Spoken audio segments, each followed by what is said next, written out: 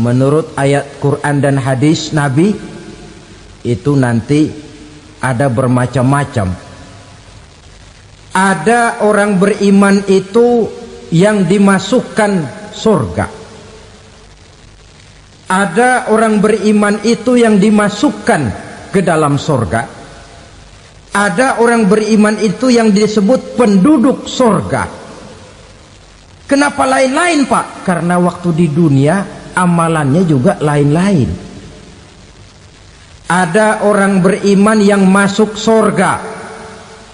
Ini paling murah tiketnya.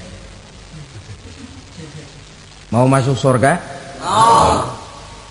Kata Nabi begini, ma min abdin qala la ilaha illallah thumma mata ala dhalik illa dakhalal jannah.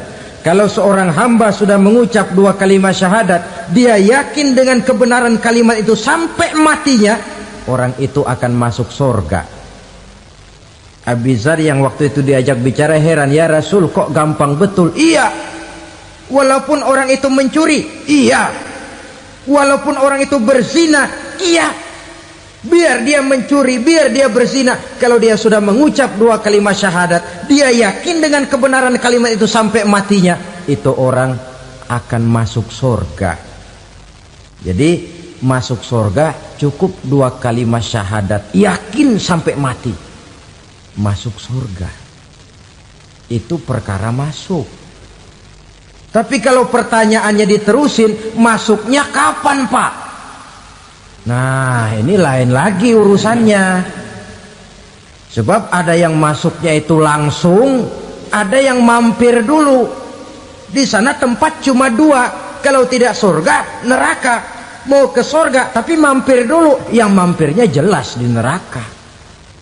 Kenapa? Dalam hadis qudsi ada riwayat, nanti itu di akhirat, setelah Allah selesai mengatur penduduk surga masuk surga, yang neraka masuk neraka, Allah berkata kepada malaikat Malik, malaikat Malik, labaik ya Allah, itu bajingan-bajingan tengik, manusia-manusia durjana yang waktu di dunia tidak mau sujud, jauh dari ulama, gemar melakukan yang munkarat dan maksiat, hidup di tengah masyarakat selalu jadi bibit keonaran, kufur, sudah masuk neraka semua. Sudah ya Allah. Nah, kalau sudah, coba sekarang kamu masuk, Malik. Saya, iya, masuk neraka. Mau apa ya Allah? Kata Allah, akhriju minan nar man kana fi qalbihi misqala habbatin min khardalin min iman. Kau masuk neraka, cari di dalam neraka orang-orang yang ada imannya walaupun kecil sebesar biji zarah, angkat mereka keluar. Masuk malaikat Malik ke neraka, cari orang yang ada imannya, korek-korek. Ya repot, udah pada gosong. Yang ada imannya diangkat ke atas, yang ada imannya diangkat ke atas, lalu dimandikan di Nahrul Hayat, namanya sungai kehidupan di akhirat nanti. Cakep lagi rupanya, bersih lagi wajahnya, apel di hadapan Allah. Kata Allah, bagaimana mas? Kapok nggak sampean? Kapok ya Allah. Nah, kalau kapok, idhab fadkhulil jannah, pergi masuk surga sana. Berangkat mereka ke surga, ketemu sama teman-temannya yang udah sampai lebih dulu, yang nggak pakai mampir lagi.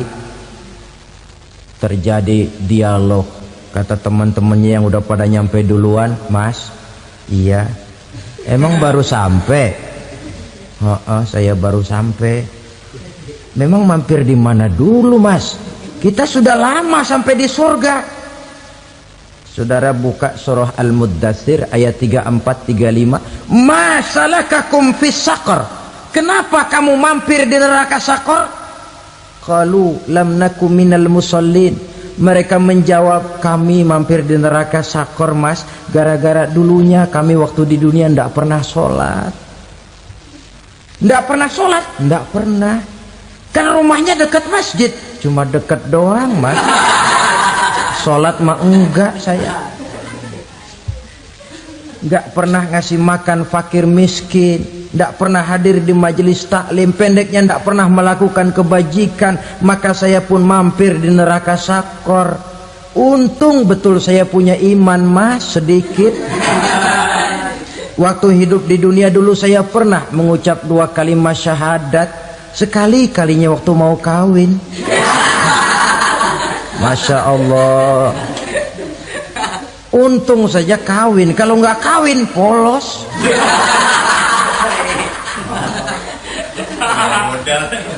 Itu juga pengulu sudah setengah mati ngajarin. Asyhadu alla, asyaduaan, asyaduaan.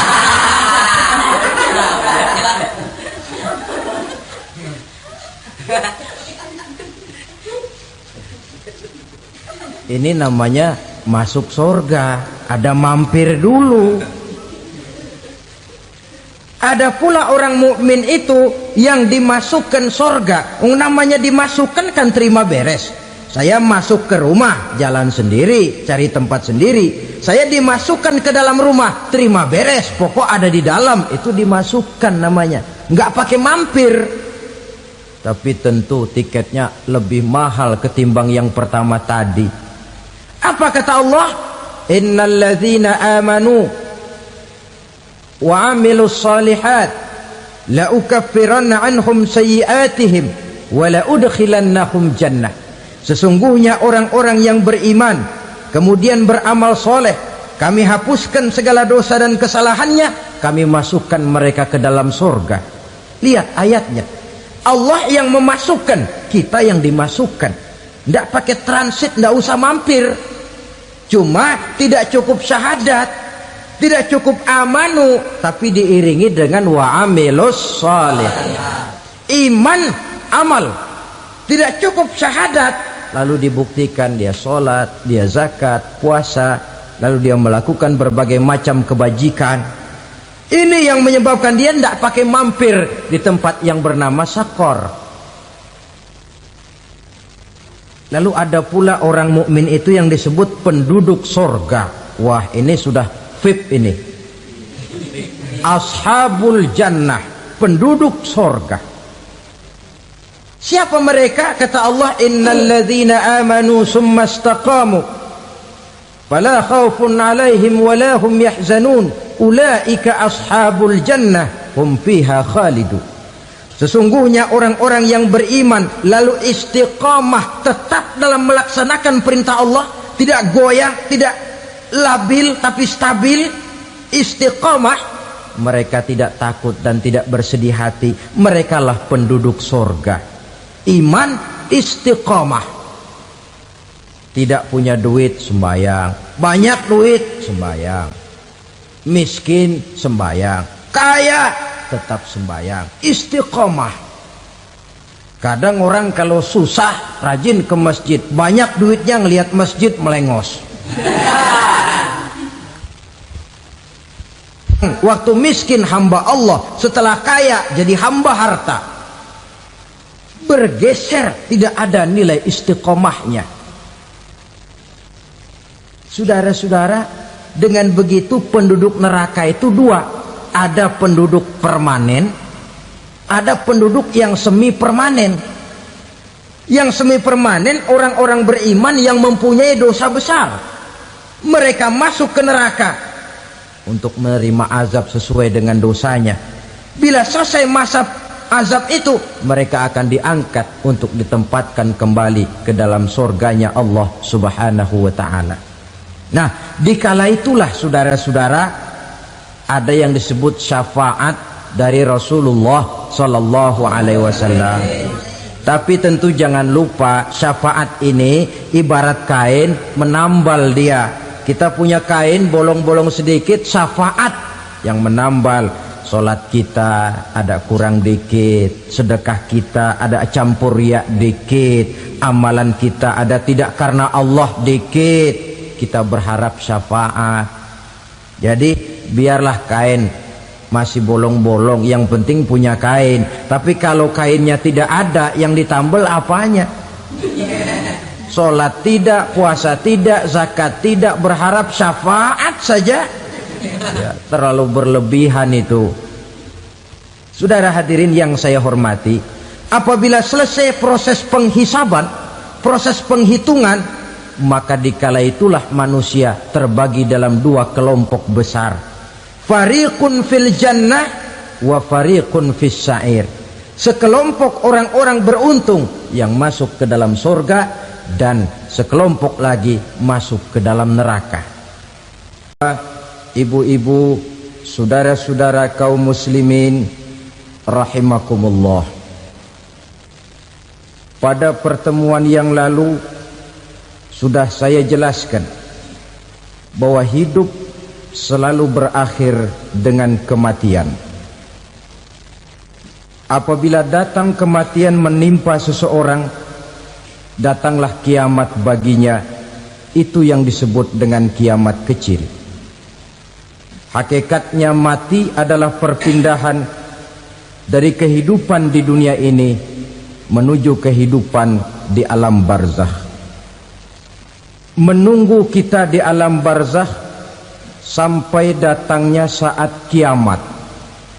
Entah 10 tahun, entah 100 tahun, entah 1000 tahun, hanya Allah saja yang maha tahu.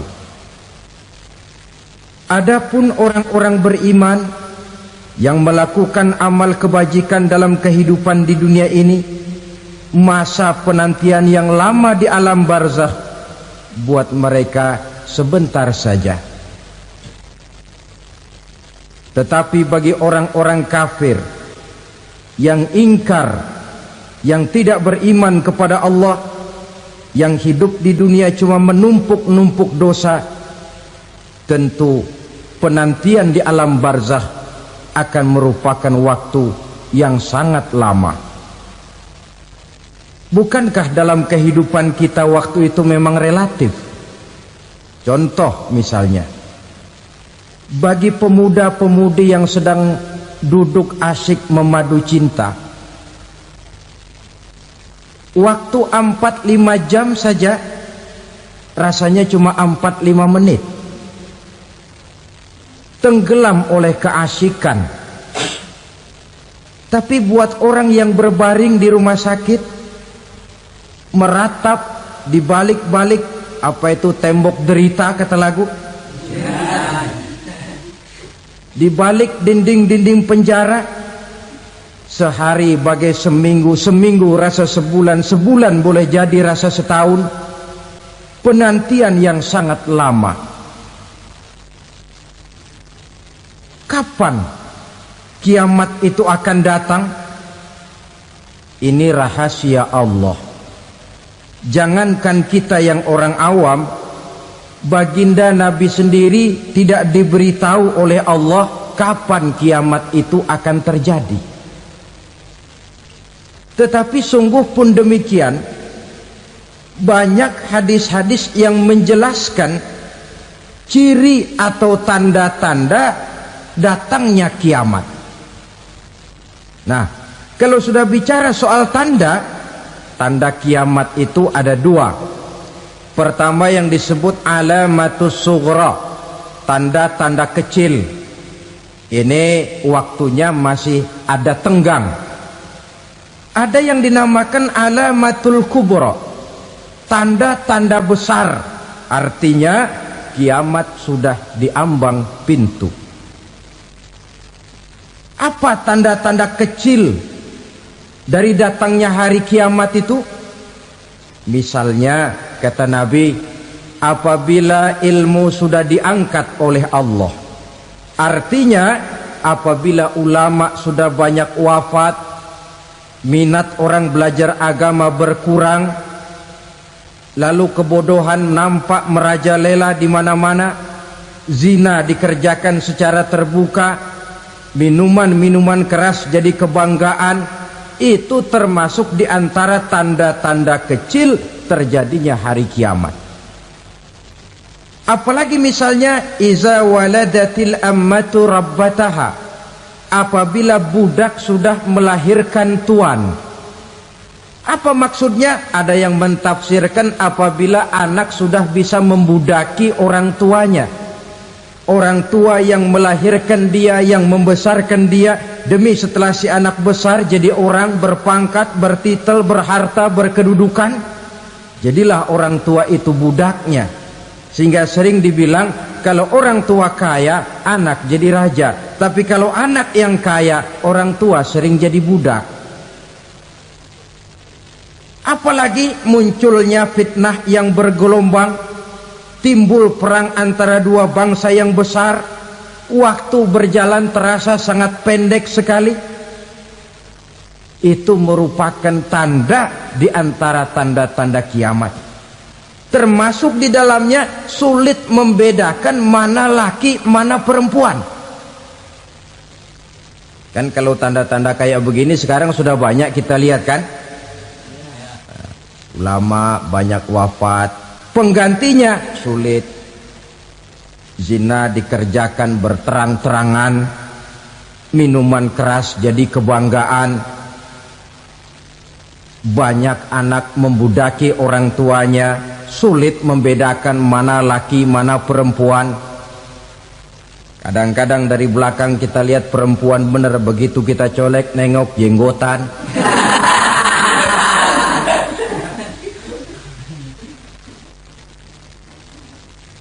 Ini termasuk tanda-tanda kecil, masih ada tenggang sampai akan terjadinya kiamat itu. Nah, yang dimaksud dengan tanda-tanda besar, ini tanda besar artinya kiamat sudah diambang pintu. Pertama, matahari terbit dari sebelah barat. Apabila matahari sudah terbit dari arah sebelah barat, tertutuplah sudah pintu taubat. Bersabda Nabi kita, la taqumus sa'atu hatta tatlu'a syamsu min maghribiha. Tidak akan datang hari kiamat sampai matahari terbit dari arah sebelah barat. Fa iza tala'at, manakala matahari telah terbit dari arah sebelah barat, wara'ahan nasu, manusia banyak menyaksikan itu, amanu ajma'un, mereka pun lalu beriman. Yang tadinya kafir, yang tadinya ingkar, yang tadinya membangkang, setelah melihat matahari terbit dari sebelah barat, buru-buru beriman, berlomba-lomba mengucap dua kalimat syahadat. Tapi apa yang terjadi? Kata Nabi, wadzalika hina la yanfa'u nafsan imanuha lam takun amanat min qabl.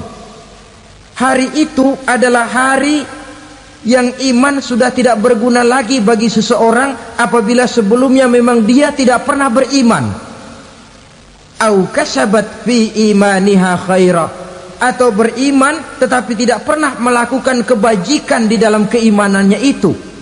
Hari yang sudah kasib, hari yang sudah terlambat, beriman tidak akan ada gunanya lagi. Ini pelajaran buat kita.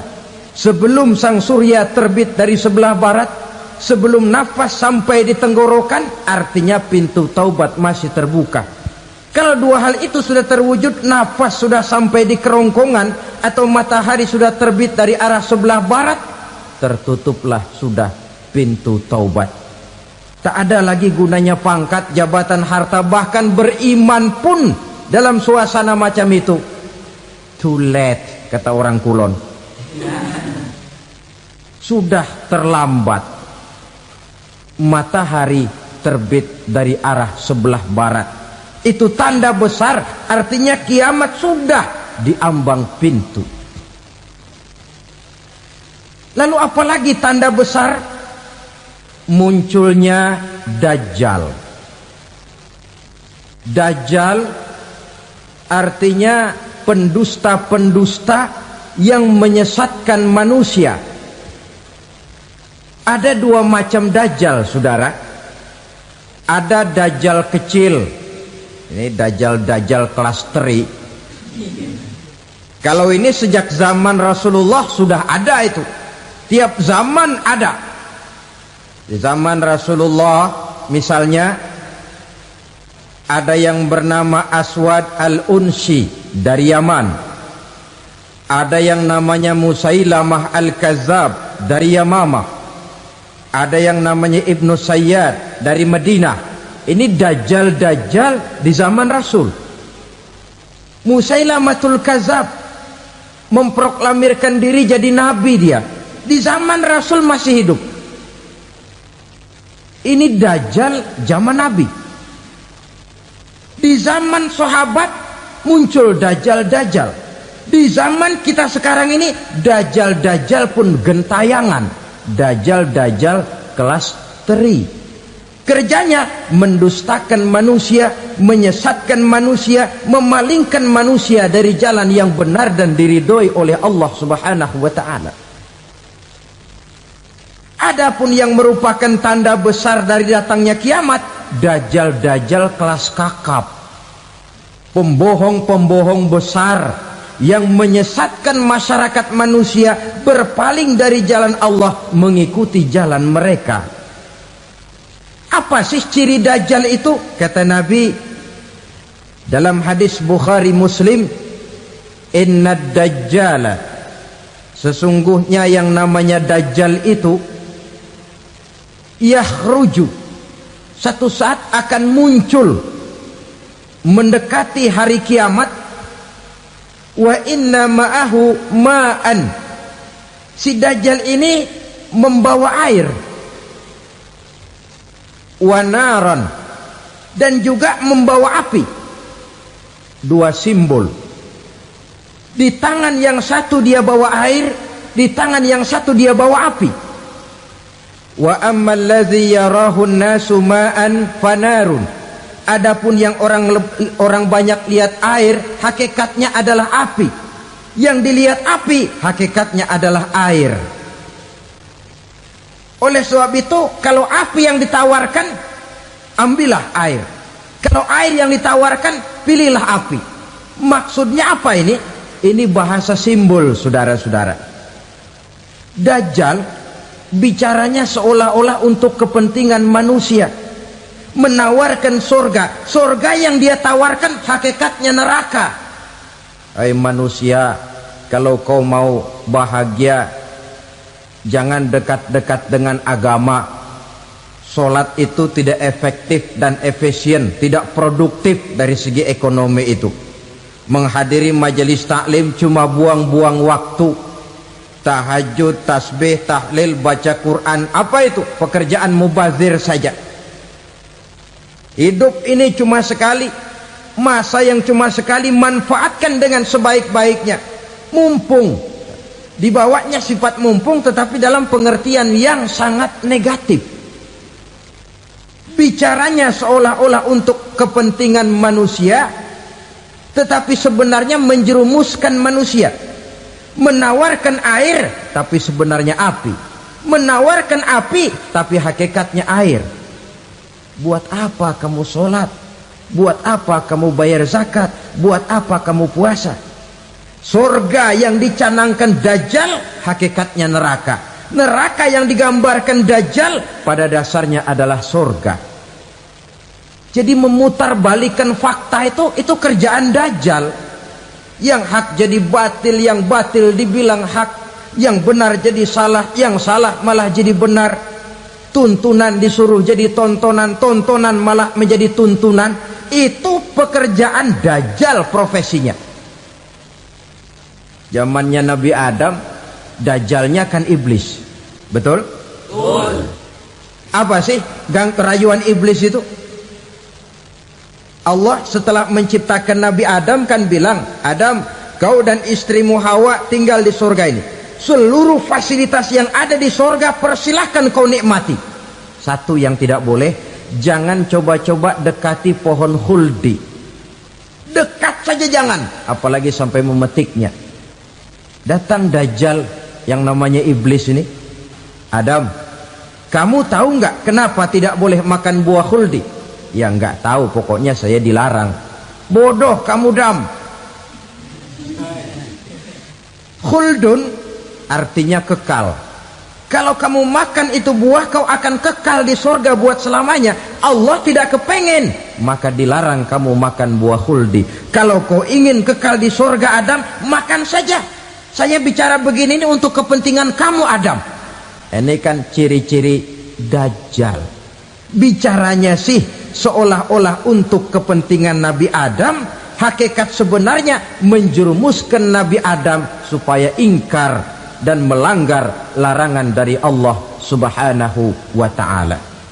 Jadi setelah muncul Dajjal, timbul kekacauan-kekacauan di masyarakat. Banyak yang terpengaruh, terpedaya dan terpesona, termasuk mereka yang memproklamirkan diri jadi nabi, mereka yang memproklamirkan diri jadi rasul di zaman sesudah Rasulullah wafat. Itu adalah Dajjal.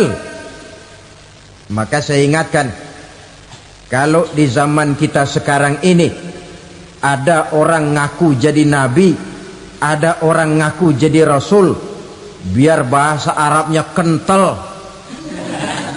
Quran hafal, hadis ribuan hadis hafal, biar pakai serban sampai menyengser ke tanah, bahasa Arabnya fasih, tapi dia mengaku jadi nabi, jadi rasul, kita umat Islam wajib tidak percaya, wajib untuk tidak percaya. Itulah dajjal zaman kita sekarang ini. Tidak mustahil mereka datang mempengaruhi orang awam supaya berpaling dari Rasulullah, mengikuti mereka. Nah, di akhir zaman nanti, mendekati hari kiamat, Dajjal ini muncul. Dajjal kelas kakap, menyesatkan masyarakat manusia untuk berpaling dari Islam, mengikuti seruan mereka. Apalagi di antara datangnya kiamat itu, tanda yang besar itu, turunnya Nabiullah Isa Al-Masih, putra Maryam. Menurut berbagai hadis yang sahih, Nabi Isa Al-Masih nanti akan turun lagi, tidak membawa risalah yang baru, tapi meluruskan risalah Islam ini yang telah banyak ditinggalkan oleh masyarakat. Bahkan ada hadis menjelaskan beliau akan membunuh Nabi, mematahkan kayu-kayu salib, lalu melaksanakan haji dan umrah mengikuti syariat Nabi Muhammad, bukan membawa agama baru.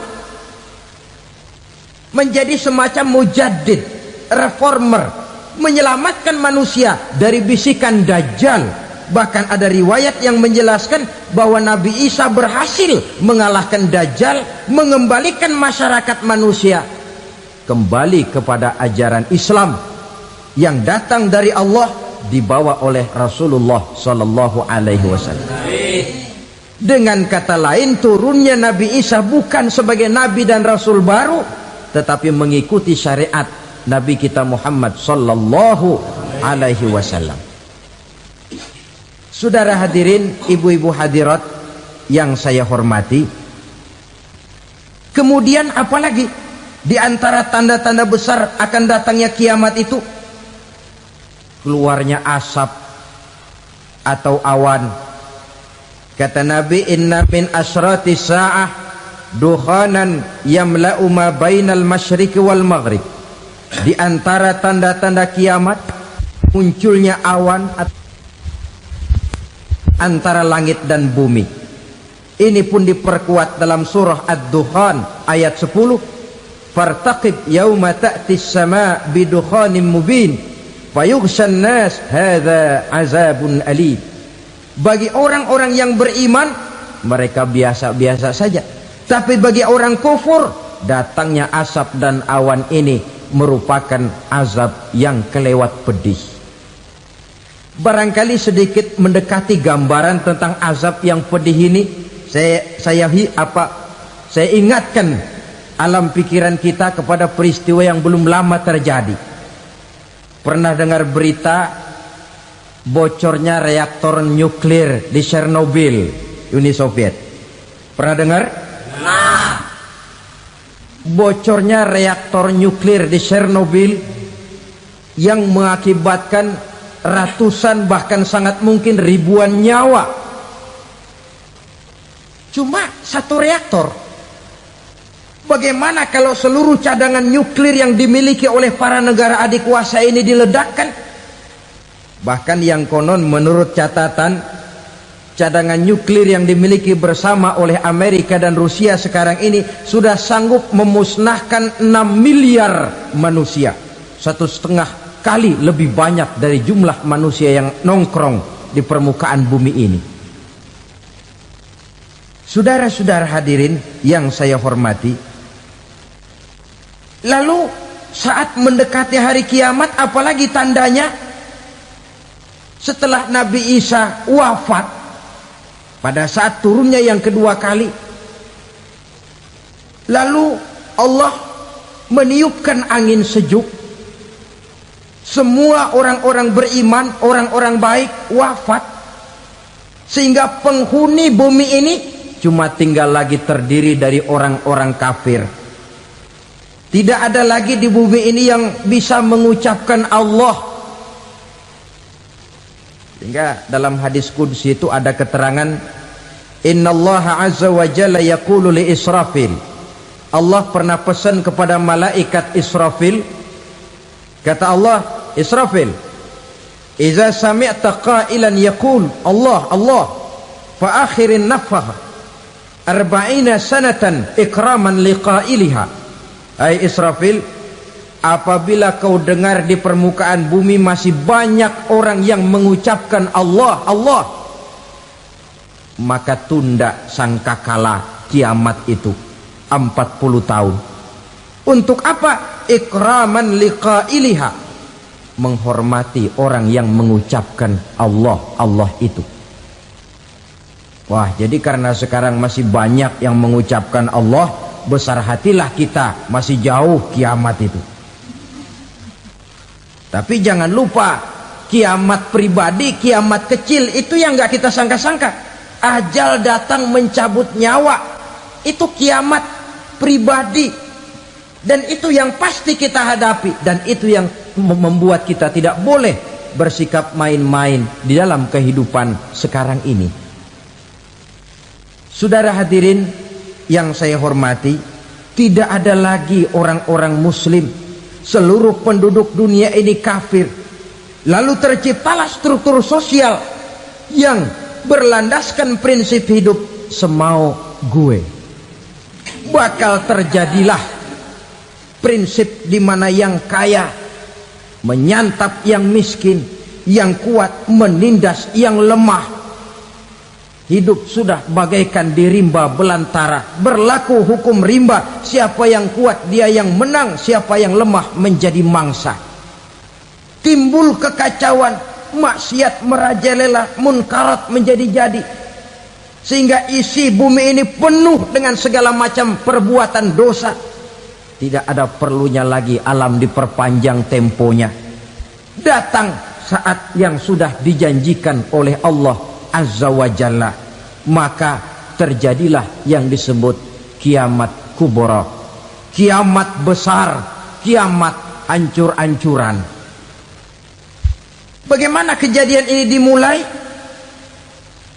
Dalam surah Az-Zumar ayat 68, Allah Subhanahu wa taala berfirman, wa nufikha fis suri fasa'iqa man fis samawati wa man fil ardi illa man sya'allahu.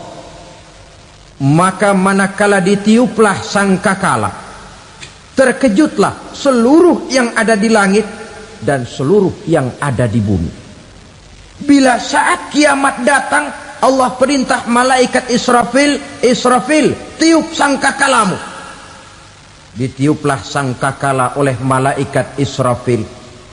Yang akibat daripada tiupan itu, seluruh yang ada di langit, seluruh yang ada di permukaan bumi terkejut. Yang ada di langit siapa? Malaikat kan. Bayangin aja kalau malaikat kaget, apalagi kita. Terkejut seluruh makhluk yang ada di bumi, yang ada di langit mendengar suara sangkakala itu. Bunyinya tidak sanggup kita bayangkan dahsyatnya. Ledakan nuklir, ledakan neutron, belum apa-apa ketimbang bunyi sangkakala malaikat Israfil ini. Nah, lalu mendengar bunyi sangkakala ini, gemparlah makhluk, kacaulah alam. Bumi gempa, planet-planet bertabrakan, gunung meletus, air laut tumpah ke darat, angin topan bertiup, halilintar menyambar, lalu semua yang bernama hidup mati total. Mati bareng tanpa persiapan. La haula wala quwata illa billah.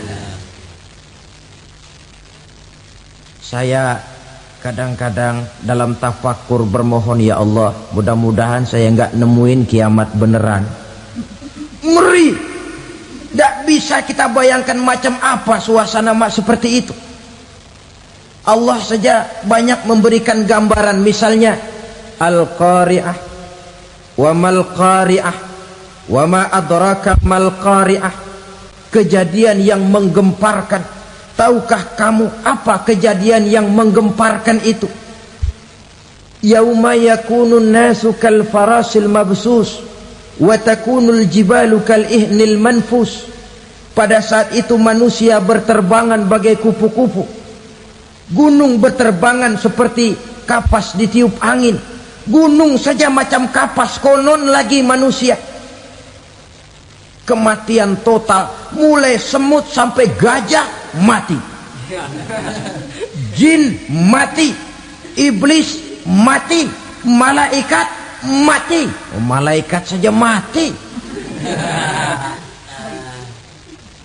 Saudara hadirin yang saya hormati, kematian total yang tanpa persiapan. Orang bilang, Pak, kalau mati bareng begitu yang repot malaikat maut dong ya. Cabut sana, cabut sini. Itu kalau menurut logika kita, mestinya begitu menurut logika. Tapi logika juga yang nggak perlu serepot itu. Sebab untuk mematikan listrik di wilayah DKI, di wilayah Jakarta, nggak perlu tiap rumah didatengin, matiin, ya lama. Cukup dari kantor pusatnya saja PLN, tekan satu tombol, gelaplah seluruh Jakarta. Saudara hadirin yang saya hormati, kematian total. Lalu setelah kematian total, planet-planet juga mati, dalam arti tidak bergerak dan beredar. Angin mati, dalam arti tidak bertiup. Air mati, dalam arti tidak ada riak gelombang. Pokoknya semua mati. Kullu nafsin za'iqatul maut, semua yang bernafas mati. Dalam ayat lain, kullu man 'alaiha fan, semua yang ada di permukaan bumi fana. Yang kekal cuma Allah Subhanahu wa ta'ala. Yang paling belakang mati malaikat maut dan malaikat Israfil. Tapi mati juga sesuai dengan janji Allah. 40 lamanya.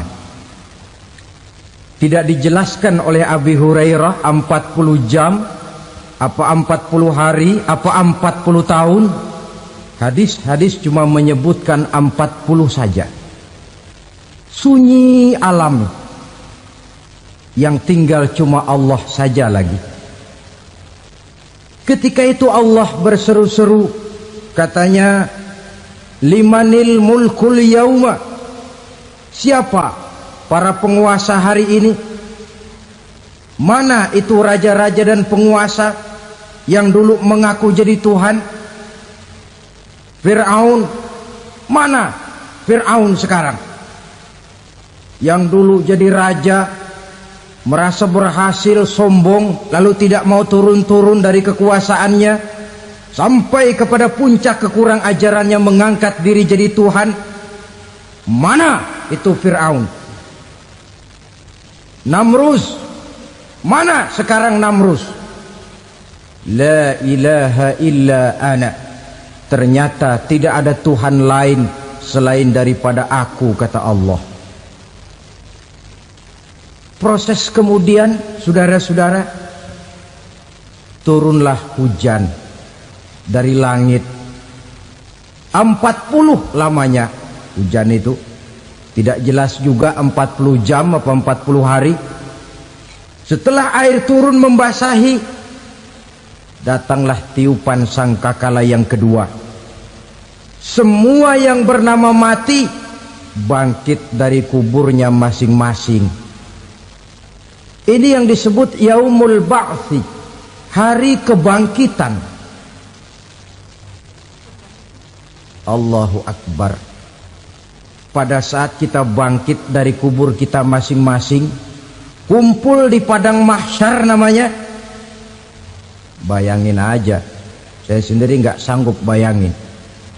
Manusia sejak zaman Adam sampai zaman kiamat kumpul bareng di tempat sama. Berapa banyaknya itu?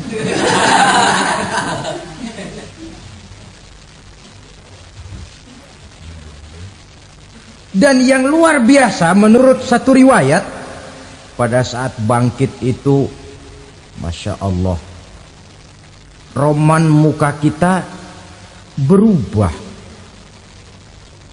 disesuaikan dengan amalan kita waktu di dunia ini. Barang siapa yang waktu di dunia amalannya itu amalan tikus, di akhirat nanti dia bangkit dari kubur, mukanya seperti muka tikus. Gagah betul badannya, tapi mukanya seperti tikus. Kenapa? Amalannya waktu di dunia seperti amalan tikus. Apa amalan tikus itu? Suka ngegeragoti barang yang sudah disimpan rapi-rapi.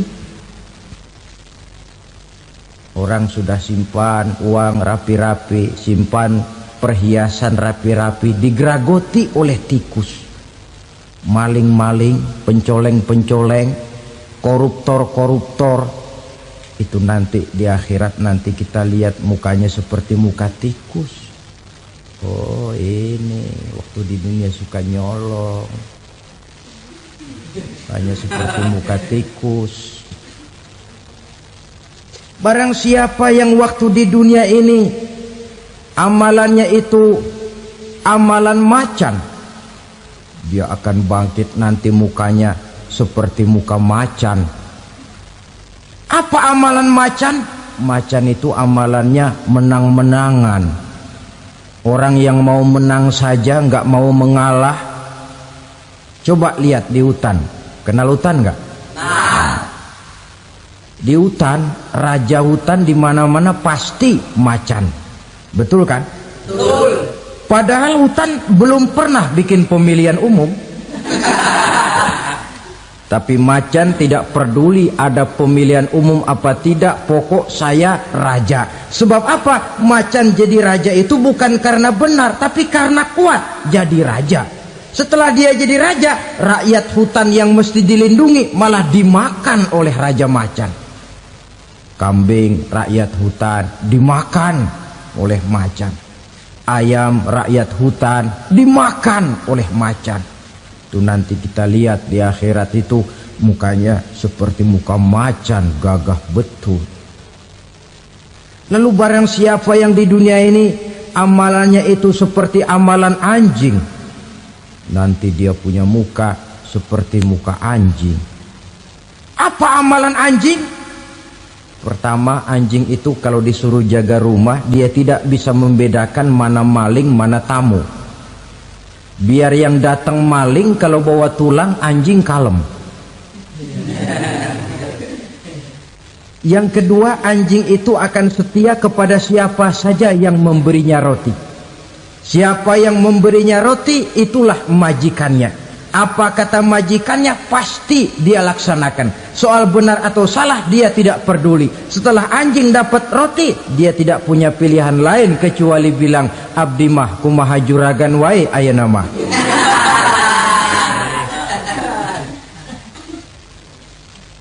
Saudara hadirin yang saya hormati, berkumpul di padang mahsyar, tiap orang sibuk dengan persoalannya masing-masing. Matahari waktu itu didekatkan oleh Allah, panas luar biasa. Ada yang saking panasnya itu mencucurkan peluh keringat sampai sebatas mata kakinya.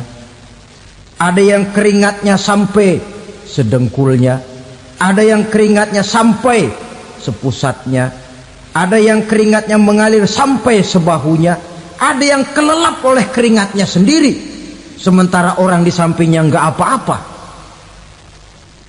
Bergantung lagi amalan dia waktu di dunia ini. Saudara-saudara, sebagian orang dalam kepanikan padang mahsyar berombong-rombong datang mereka menghadap Nabi Adam. Ya Adam, anta abal bashar. Hai Adam, Tuhan adalah bapak moyang manusia. Kami sebentar lagi akan disidang, dimintakan pertanggungan jawab. Tolonglah kami, hai Adam. Kata Nabi Adam, jangankan nolongin sampean, saya sendiri tanggung jawab di hadapan Allah ketika dulu tidak boleh makan khuldi, saya serobot. Sudahlah, urus diri masing-masing saja, nafsi. Begitu kata Nabi Nuh, begitu kata Nabi Ibrahim. Tiap orang bertanggung jawab sendiri-sendiri. Ketika itulah saudara-saudara, nikmatnya menjadi umat Nabi besar Muhammad sallallahu alaihi wasallam. Sebab apa? Walaupun menurut abjad kita ini umat paling belakang, karena paling belakang kita ini toh, karena Nabi Muhammad adalah Nabi akhir, tapi akan dihisap lebih dulu, lewat di atas sirat lebih dulu, masuk surga lebih dahulu ketimbang umat-umat belakangan. Ketika Rasul mendekati ajal, beliau tanyakan itu kepada malaikat Jibril. Malaikat Jibril berkata, Muhammad jangan khawatir, Allah sudah berjanji, inni haramtul jannata ala sairil anbiya hatta tadkhulaha anta wa haramtuha ala sairil umami hatta tadkhulaha ummatuka. Surga aku haramkan buat seluruh nabi kecuali kalau engkau Muhammad sudah masuk ke dalamnya, dan surga aku haramkan buat seluruh umat kecuali kalau umatmu Muhammad sudah masuk ke dalamnya. Logikanya, walaupun menurut abjad kita umat paling belakang, bakal dihisap paling dulu, lewat di atas sirat paling dulu, masuk surga paling dulu, kalau mampir ke neraka juga paling dulu. Ya resiko. Jangan mau enaknya aja paling dulu. Saudara hadirin yang saya hormati, setelah masa kebangkitan itu jangan dikira begitu bangkit langsung diperiksa, masih menunggu menanti ribuan tahun perhitungan padang mahsyar untuk sampai kepada proses yang disebut yaumul hisab, hari perhitungan. Seorang demi seorang bakal dipanggil. Bayangkan saja, kita se-RT saja di absen, kadang-kadang perlu waktu lama. Ini manusia sejak zaman Nabi Adam sampai datang hari kiamat, satu demi satu disidang di hadapan Qadhi Rabbul Jalil. Status sosial copot sudah waktu itu. Yang pernah jadi hartawan di situ tidak lagi kelihatan kehartawanannya. Yang pernah jadi jenderal tidak lagi dipanggil jenderalnya. Yang ustadz tidak lagi dipanggil al-mukarramnya. Seluruh status sosial selesai. Dipanggillah kita seorang demi seorang menghadap Qadhi Rabbul Jalil. Bagaimana proses penghisaban itu? Pertama, proses tanya jawab. Di antaranya ada hadis menyatakan, lan tazula qadama 'abdin yaumal qiyamah hatta yus'ala an arba'i khisalin. Besok di hari kiamat tidak akan bergeser telapak kaki seorang hamba sampai dia ditanya lebih dulu tentang 4 persoalan. Tentang ilmunya, kemana ilmu itu diamalkan. Tentang umurnya, di mana umur itu dihabiskan. Tentang masa mudanya, kemana masa muda itu dipakai. tentang hartanya, dari mana harta itu didapat dan kemana harta itu dibelanjakan. Ini termasuk proses tanya jawab. Jadi kalau istilah pengadilan dunia, nama Fulan bin Fulan. Kamu waktu di dunia diberikan umur panjang untuk apa? Pernah mengalami masa muda, kemana kau habiskan masa remajamu? Kau diamanahkan ilmu, dengan apa ilmumu kau amalkan? Kau diberikan harta, dari mana harta kau dapat, kemana kau belanjakan? Tak seorang pun yang bisa mungkir. Sebab apa? Dikala itu yang menjadi saksi bukan orang. Yang menjadi saksi adalah seluruh anggota badan kita. Tangan bicara, kaki jadi saksi terhadap seluruh amalan yang pernah kita kerjakan pada saat kehidupan di alam dunia ini. Selesai proses tanya jawab, lalu diperlihatkan buku catatan kita waktu hidup di dunia ini. Jangan lupa Allah itu menyiapkan 2 superkomputer kepada kita.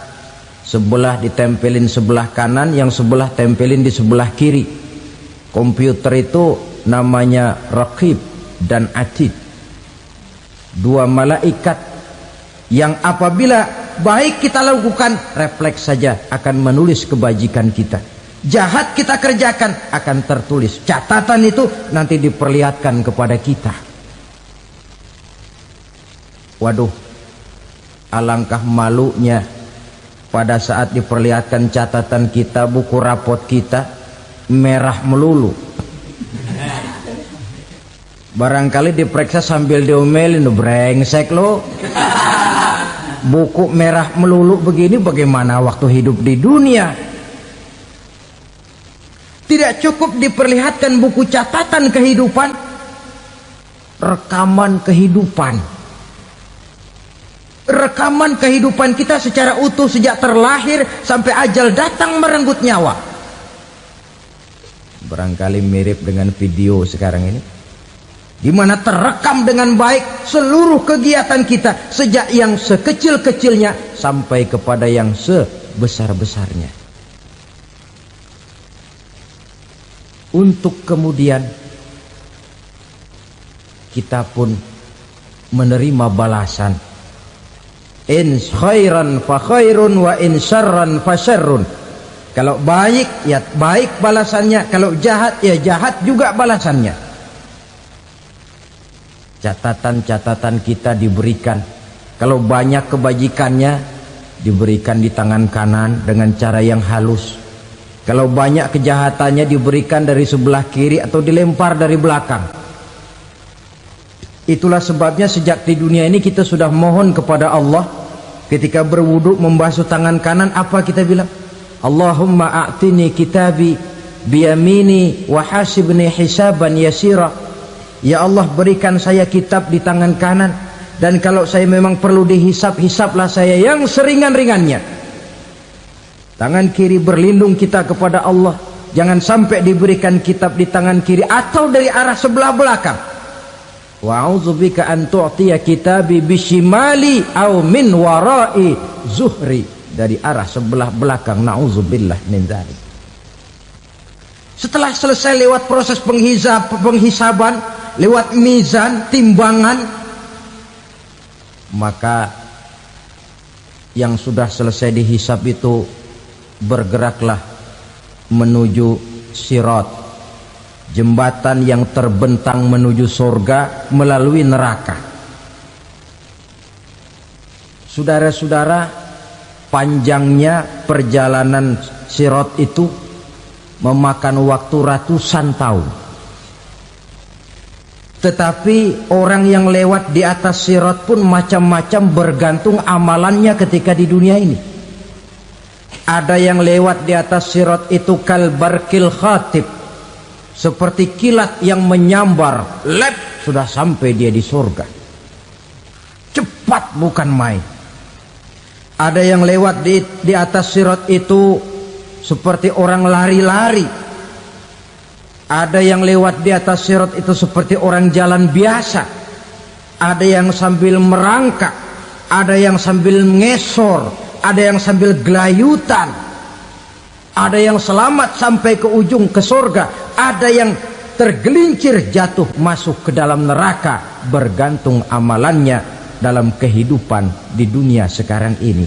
Tiap kita akan melewati yang namanya sirat ini. Saudara-saudara kaum muslimin yang saya hormati, dengan demikian mereka yang selamat melalui sirat sampai ke terminal akhir surga, mereka yang ketika dihisab ternyata banyak kejahatannya daripada kebaikannya, mereka singgah di dalam neraka. Nah, adapun orang-orang yang beriman menurut ayat Quran dan hadis Nabi itu nanti ada bermacam-macam. Ada orang beriman itu yang dimasukkan surga. Ada orang beriman itu yang dimasukkan ke dalam surga. Ada orang beriman itu yang disebut penduduk surga. Kenapa lain-lain, Pak? Karena waktu di dunia amalannya juga lain-lain. Ada orang beriman yang masuk surga. Ini paling murah tiketnya. Mau masuk surga? Kata Nabi begini, ma min abdin qala la ilaha illallah thumma mata ala dhalik illa dakhalal jannah. Kalau seorang hamba sudah mengucap dua kalimat syahadat, dia yakin dengan kebenaran kalimat itu sampai matinya, orang itu akan masuk surga. Abi Dzar yang waktu itu diajak bicara heran, ya Rasul kok gampang betul? Iya, walaupun orang itu mencuri, iya, walaupun orang itu berzina, iya, biar dia mencuri, biar dia berzina, kalau dia sudah mengucap dua kalimat syahadat, dia yakin dengan kebenaran kalimat itu sampai matinya, itu orang akan masuk surga. Jadi masuk surga cukup dua kalimat syahadat, yakin sampai mati, masuk surga. Itu perkara masuk. Tapi kalau pertanyaannya diterusin, masuknya kapan, Pak? Nah, ini lain lagi urusannya. Sebab ada yang masuknya itu langsung, ada yang mampir dulu. Di sana tempat cuma dua, kalau tidak surga, neraka. Mau ke surga tapi mampir dulu, yang mampirnya jelas di neraka. Kenapa? Dalam hadis qudsi ada riwayat, nanti itu di akhirat, setelah Allah selesai mengatur penduduk surga masuk surga, yang neraka masuk neraka, Allah berkata kepada malaikat Malik, malaikat Malik, labaik ya Allah, itu bajingan-bajingan tengik, manusia-manusia durjana yang waktu di dunia tidak mau sujud, jauh dari ulama, gemar melakukan yang munkarat dan maksiat, hidup di tengah masyarakat selalu jadi bibit keonaran, kufur, sudah masuk neraka semua. Sudah ya Allah. Nah, kalau sudah, coba sekarang kamu masuk, Malik. Saya, iya, masuk neraka. Mau apa ya Allah? Kata Allah, akhriju minan nar man kana fi qalbihi misqala habatin min khardalin min iman. Kau masuk neraka, cari di dalam neraka orang-orang yang ada imannya walaupun kecil sebesar biji zarah, angkat mereka keluar. Masuk malaikat Malik ke neraka, cari orang yang ada imannya, korek-korek. Ya repot, udah pada gosong. Yang ada imannya diangkat ke atas, yang ada imannya diangkat ke atas, lalu dimandikan di Nahrul Hayat, namanya sungai kehidupan di akhirat nanti. Cakep lagi rupanya, bersih lagi wajahnya, apel di hadapan Allah. Kata Allah, bagaimana mas? Kapok nggak sampean? Kapok ya Allah. Nah, kalau kapok, idhab fadkhulil jannah, pergi masuk surga sana. Berangkat mereka ke surga. ketemu sama teman-temannya yang udah sampai lebih dulu, yang nggak pakai mampir lagi. Terjadi dialog. Kata teman-temannya yang udah pada nyampe duluan, "Mas, iya, emang baru sampai?" "Oh, saya baru sampai." "Memang mampir di mana dulu, Mas? Kita sudah lama sampai di surga." Saudara buka surah Al-Muddatsir ayat 34-35. "Ma salakakum fis saqar?" Kenapa kamu mampir di neraka Sakor? Qalu lam naku minal musallin. Mereka menjawab, kami mampir di neraka Sakor, Mas, gara-gara dulunya kami waktu di dunia ndak pernah sholat. Ndak pernah sholat? Ndak pernah. Kan rumahnya dekat masjid. Cuma dekat doang, Mas. Sholat mah enggak saya. Nggak pernah ngasih makan fakir miskin, nggak pernah hadir di majelis taklim, pendeknya nggak pernah melakukan kebajikan, maka saya pun mampir di neraka Sakor. Untung betul saya punya iman, Mas, sedikit. Waktu hidup di dunia dulu saya pernah mengucap 2 kalimat syahadat, sekali-kalinya waktu mau kawin. Masya Allah. Untung saja kawin, kalau nggak kawin polos.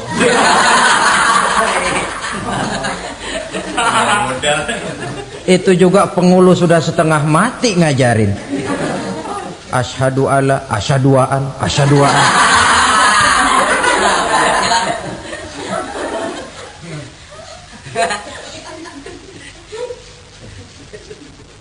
Ini namanya masuk surga, ada mampir dulu. Ada pula orang mukmin itu yang dimasukkan surga. Namanya dimasukkan kan terima beres. Saya masuk ke rumah, jalan sendiri, cari tempat sendiri. Saya dimasukkan ke dalam rumah, terima beres, pokok ada di dalam, itu dimasukkan namanya. Nggak pakai mampir. Tapi tentu tiketnya lebih mahal ketimbang yang pertama tadi. Apa kata Allah? Innal ladzina amanu wa amilus salihat la ukaffiranna anhum sayyi'atihim wa la udkhilannahum jannah. Sesungguhnya orang-orang yang beriman kemudian beramal soleh, kami hapuskan segala dosa dan kesalahannya, kami masukkan mereka ke dalam surga. Lihat ayatnya, Allah yang memasukkan, kita yang dimasukkan. Tidak pakai transit, tidak usah mampir. Cuma tidak cukup syahadat, tidak cukup amanu, tapi diiringi dengan wa'amilus salih. Iman, amal. Tidak cukup syahadat, lalu dibuktikan dia sholat, dia zakat, puasa, lalu dia melakukan berbagai macam kebajikan. Ini yang menyebabkan dia tidak pakai mampir di tempat yang bernama Sakor. Lalu ada pula orang mukmin itu yang disebut penduduk sorga. Wah, ini sudah VIP ini. Ashabul jannah, penduduk sorga. Siapa mereka? Kata Allah, innal ladzina amanu summa istaqamu fala khaufun alaihim wala hum yahzanun ulaika ashabul jannah hum fiha khalidun. Sesungguhnya orang-orang yang beriman lalu istiqamah, tetap dalam melaksanakan perintah Allah, tidak goyah, tidak labil tapi stabil, istiqamah, mereka tidak takut dan tidak bersedih hati, merekalah penduduk surga. Iman, istiqamah. Tidak punya duit, sembayang. Banyak duit, sembayang. Miskin, sembayang. Kaya, tetap sembayang. Istiqamah. Kadang orang kalau susah rajin ke masjid, banyak duitnya ngelihat masjid melengos. Waktu miskin hamba Allah, setelah kaya jadi hamba harta. Bergeser, tidak ada nilai istiqomahnya. Saudara-saudara, dengan begitu penduduk neraka itu dua. Ada penduduk permanen, ada penduduk yang semi permanen. Yang semi permanen orang-orang beriman yang mempunyai dosa besar. Mereka masuk ke neraka untuk menerima azab sesuai dengan dosanya. Bila selesai masa azab itu, mereka akan diangkat untuk ditempatkan kembali ke dalam surganya Allah Subhanahu wa ta'ala. Nah, dikala itulah saudara-saudara, ada yang disebut syafaat dari Rasulullah Sallallahu Alaihi Wasallam. Tapi tentu jangan lupa, syafaat ini ibarat kain menambal dia. Kita punya kain bolong-bolong sedikit, syafaat yang menambal. Solat kita ada kurang dikit, sedekah kita ada campur riak dikit, amalan kita ada tidak karena Allah dikit, kita berharap syafaat. Jadi biarlah kain masih bolong-bolong, yang penting punya kain. Tapi kalau kainnya tidak ada, yang ditambal apanya? Solat tidak, puasa tidak, zakat tidak, berharap syafaat saja. Ya, terlalu berlebihan itu. Saudara hadirin yang saya hormati, apabila selesai proses penghisaban, proses penghitungan, maka dikala itulah manusia terbagi dalam dua kelompok besar. Fariqun fil jannah wa fariqun fis sa'ir.